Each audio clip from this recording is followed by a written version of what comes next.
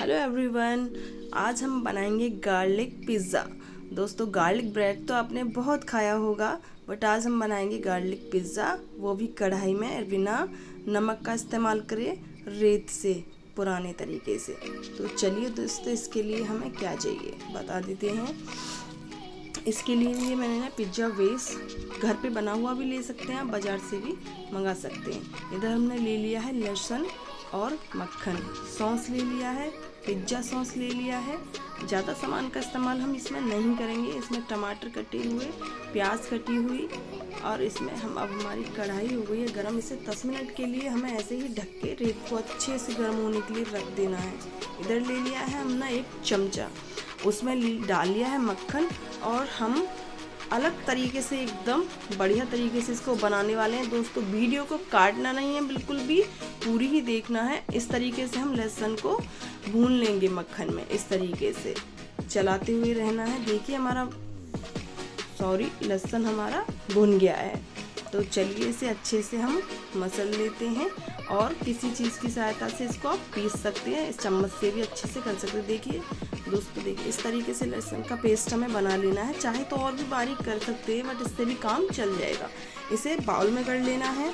अब इसमें जो और सामान हमें चाहिए वो हम ले लेते हैं। इसमें डाल लिया है हमने मक्खन, और इसमें थोड़ा सा नमक स्वाद अनुसार, और थोड़ी सी इसमें डालेंगे चिली फ्लेक्स, और इसमें थोड़ा सा डालेंगे हम ऑरिगेनो पाउडर। तो चलिए इसे भी अच्छे से मसल लेते हैं। इस तरीके से इसे मसल लेना है। दोस्तों, वीडियो पसंद आए तो लाइक शेयर सब्सक्राइब ज़रूर कर दीजिएगा। एकदम नई रेसिपी है। तो चलिए, हमारा ये सामान भी हो गया है तैयार। अब हमने पिज़्ज़ा बेस ले लेना है। इस पर हमने लगा ली है पिज़्ज़ा सॉस, और फालतू इसमें सामान हम बिल्कुल नहीं लगाएंगे। इससे ही हमारा ये बहुत ही ज़्यादा टेस्टी और यमी बन जाएगा। अब ये जो हमारा लहसुन वाला पेस्ट है, इसे भी हम अच्छे से इस पर फैला लेंगे, एकदम इक्वल करके। इस पर देखिए इस तरीके से हमको फैला लेना है। जगह जगह पर ज़्यादा नहीं लगाना है, चारों तरफ एक जैसा ही लगाना है। अब इस पे डाल दिया है मैंने कद्दूकस किया हुआ थोड़ा सा चीज़। अब इस पे मैंने इस तरीके से डाल दिया है थोड़ा सा कटा हुआ हरा धनिया। आप चाहें तो ना भी डालेंगे तो भी चलेगा। इस पे डाल लिया है मैंने मोज़रेला चीज़ आप कम या ज़्यादा ले सकते हैं अपने हिसाब से। देखिए दोस्तों, अब इस पे हमने टमाटर लगा दिए हैं, कटी हुई प्याज लगाएंगे। आप चाहें तो कोई और सब्जी का इस्तेमाल भी कर सकते हैं, मक्का का दाना, शिमला मिर्च, आप अपनी चॉइस के अनुसार ले सकते हैं। तो चलिए दोस्तों, हमने इस तरीके से लगा लेना है।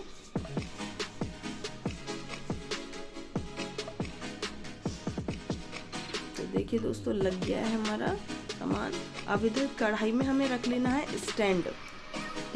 हमारा रेत जो है अच्छे से गर्म हो गया है। पहले मक्का भी हमारी रेती में ही भुनी जाती थी, अभी कुकर में भुनी जाती है और अलग तरीके से। तो चलिए दोस्तों, हमने पिज़्ज़ा इस पे बनने के लिए रख दिया है स्टैंड के ऊपर। अच्छे से इसे 5 या 7 मिनट तक हमें पकाना है। आप ये देख लीजिएगा, चीज़ जब तक मेल्ट हो रही है हमारी, तब तक ही इसे हमें पकाना है।